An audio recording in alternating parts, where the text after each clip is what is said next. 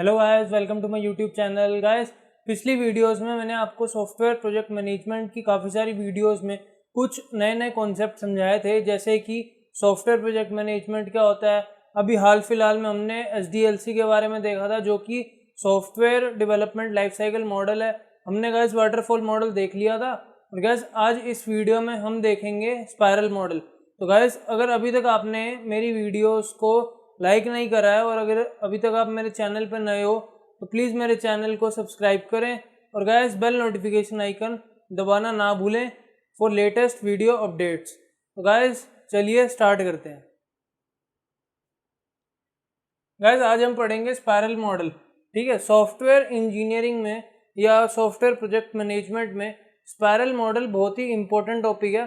Spiral model important क्यों है? क्योंकि इसमें एक तो ये समझना आसान है, इसकी फ्लेक्सिबिलिटी बहुत ज़्यादा है, और गाइस सबसे मेन पॉइंट ये रिस्क एनालाइजिंग या रिस्क रिडक्शन में काम करता है। ठीक है, तो गाइस रिस्क रिडक्शन में ये कैसे काम करता है हम आगे देखेंगे। ठीक है, तो इसके कुछ फेजेस होते हैं, जैसे कि हमने वाटरफॉल मॉडल में पढ़े थे, मतलब इटरेटिव और नॉन इटरेटिव अप्रोच दोनों में हमने पढ़ी थी। उसमें होते हैं 6 फेजेस, इसमें होते हैं हमारे 4 फेजेस। 4 फेजेस कौन कौन से होते हैं? पहला होता है identification and analysis of objectives, दूसरा होता है आइडेंटिफाई एंड रिजॉल्व रिस्क, तीसरा होता है डेवलप द प्रोटोटाइप, चौथा होता है review and plan for the next phase. ठीक है, तो आइए समझते हैं ये क्या कहना चाहते हैं। तो आज अभी आपको दिख रहा होगा, मैंने एक एक्स एक्सिस बनाई है और एक मैंने वाई एक्सिस बनाई है। ठीक है, तो गैस एक्स एक्सिस और वाई एक्सिस, सबसे पहले डायग्राम समझ लेते हैं है क्या। गैस ये है एक्स एक्सिस, ये है वाई एक्सिस, और ये जो बीच में स्पाइरल है इसको हम कहते हैं प्रोग्रेस, मतलब प्रोजेक्ट की कितनी प्रोग्रेस हुई है। अगर मान लो मैं यहाँ से यहाँ तक जाता हूँ, ठीक है, तो मेरी 90 डिग्री प्रोग्रेस हुई है। अगर मैं वापस इधर आता हूँ तो मेरी 180 डिग्री हुई है। अगर मैं इधर आता हूँ तो प्लस 180 डिग्री और, यानी 360 डिग्री मेरी प्रोग्रेस हुई है। ठीक है, तो ऐसे करते करते करते करते हम अपनी डिग्री ऑफ प्रोग्रेस नापते हैं या मेजर करते हैं। ठीक है, तो गाइस इसमें क्या है, ये जो डिग्री नापते हैं उसको हम कहते हैं एंगल। ठीक है, एंगल यानी एंगुलर डायमेंशन।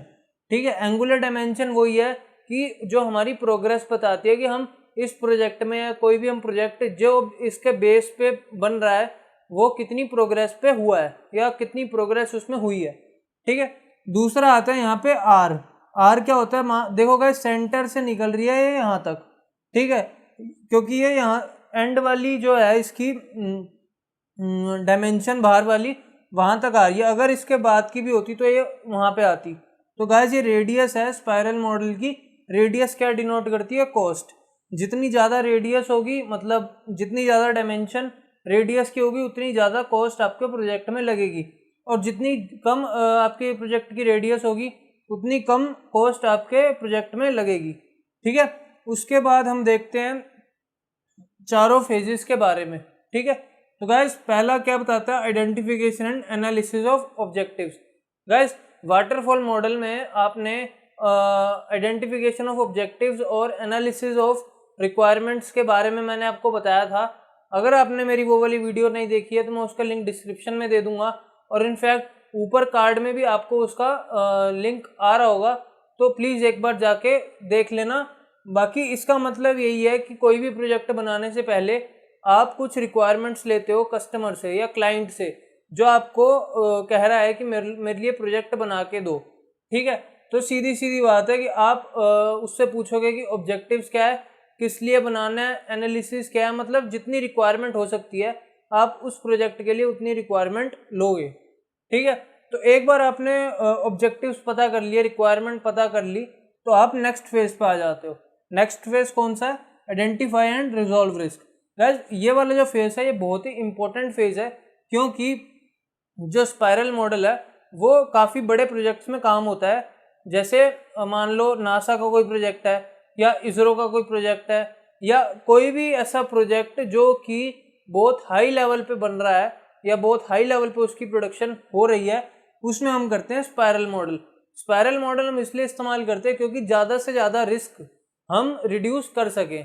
ठीक है गाइस, रिस्क रिड्यूस या रिस्क मैनेजमेंट वो आने वाली वीडियोस में आपको पूरा अच्छे से डिटेल में समझाऊंगा। गाइस इस वीडियो में बस अभी आप इतना समझ लो कि जो भी हमारा सेकंड फेज है वो सिर्फ रिस्क रिडक्शन में काम आता है। ठीक है, risk reduction in the sense मान लो कि जितने ज़्यादा लोग काम करेंगे या जितना ज़्यादा काम होगा रिस्क उतना ही ज़्यादा है, तो उसको रिड्यूस करने के लिए हम ये वाला फेज बनाते हैं जो कि उसको एनालाइज करेगा, उसको देखेगा यानी आइडेंटिफाई करेगा। ठीक है, तो गाइस तीसरा फेज हम आते हैं, अब तीसरे फेज पे आते हैं तो कहते हैं डिवेलप द प्रोटोटाइप।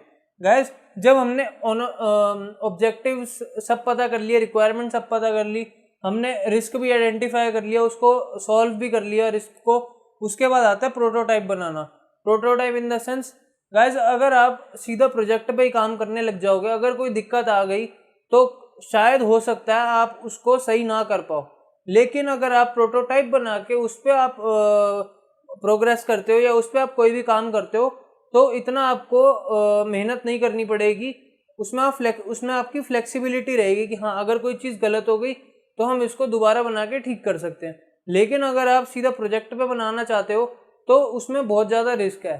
ठीक है, तो इसीलिए गाइस पहले प्रोटोटाइप बनाना चाहिए किसी भी प्रोजेक्ट का, कि हमें पता चल सके कि हम जो कर रहे हैं वो सही कर रहे हैं या जो ये काम करना चाहिए ये वैसे कर रहा है जैसा हम चाहते हैं या नहीं। ठीक है, उसके बाद आता है review and plan for the next phase.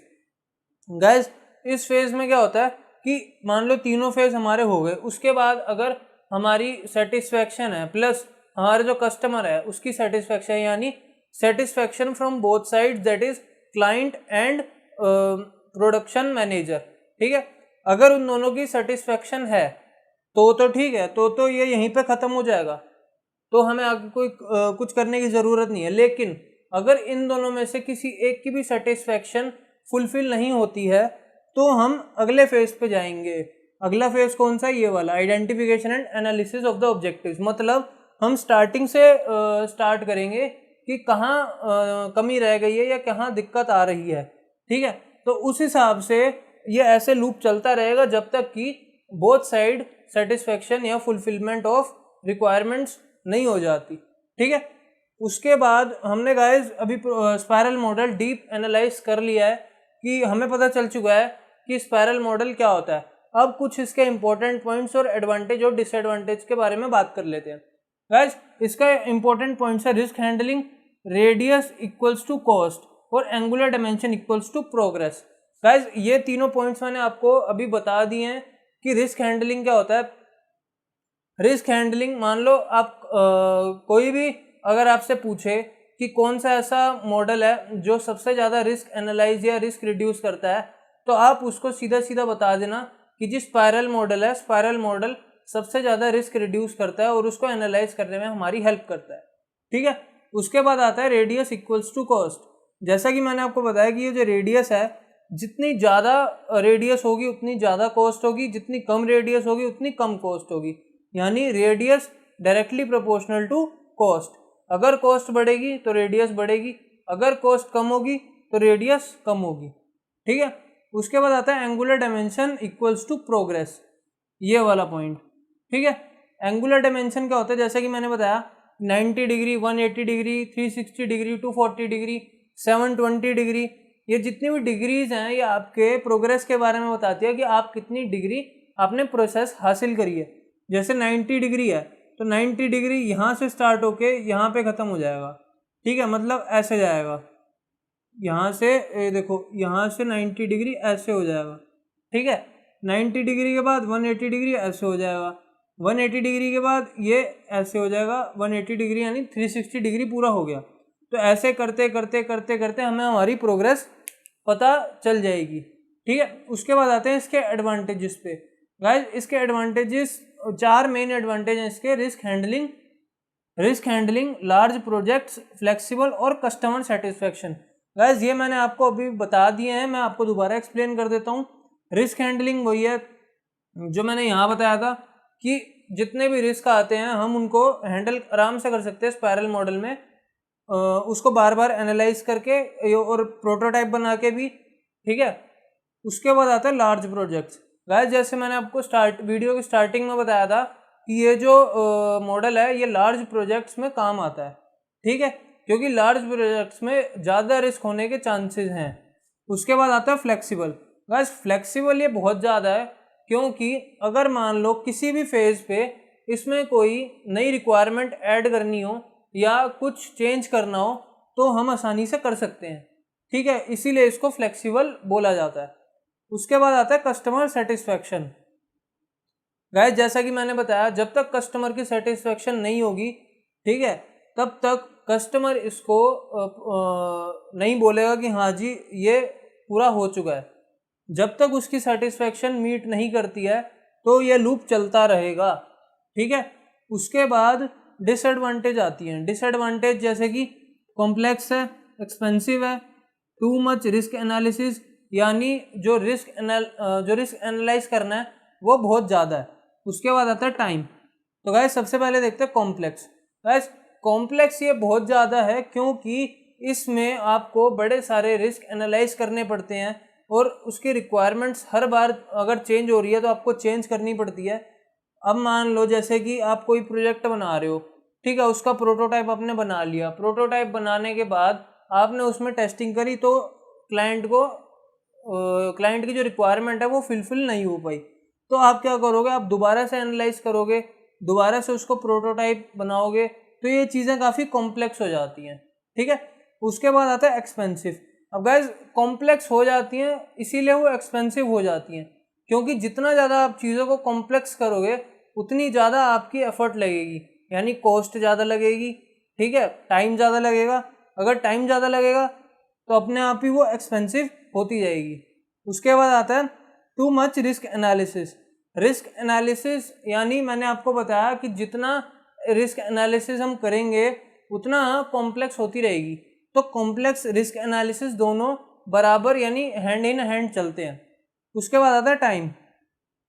Guys time इसमें कोई लिमिटेड नहीं है, टाइम इसमें अनलिमिटेड वेरी करता है, क्योंकि अगर मान लो आपकी रिक्वायरमेंट फुलफिल नहीं होती है तो आप इस पर ज़्यादा टाइम दोगे, जितना ज़्यादा टाइम दोगे उतना ज़्यादा टाइम मांगेगा ये, ठीक है, या कोई भी क्लाइंट मांगेगा। मतलब अगर उसकी रिक्वायरमेंट फुलफिल नहीं होती है तो टाइम भी एक बेसिक फैक्टर है डिसएडवांटेज का, ठीक है। तो गाइस आज की इस वीडियो में मैंने आपको स्पाइरल मॉडल के सारे डिटेल कंसेप्ट बता दिए हैं। और गाइस अगर अभी तक आप मेरी वीडियो को लाइक नहीं करा है तो प्लीज़ मेरी वीडियो को लाइक करें। और गाइस अगर अभी तक आप मेरे चैनल पे नए हो तो प्लीज़ मेरे चैनल को सब्सक्राइब करें और गाइस बेल नोटिफिकेशन आइकन दबाना ना भूलें फॉर लेटेस्ट वीडियो अपडेट्स। और गाइस इस वीडियो को मैक्सिमम से मैक्सिमम शेयर करें। Thank you guys.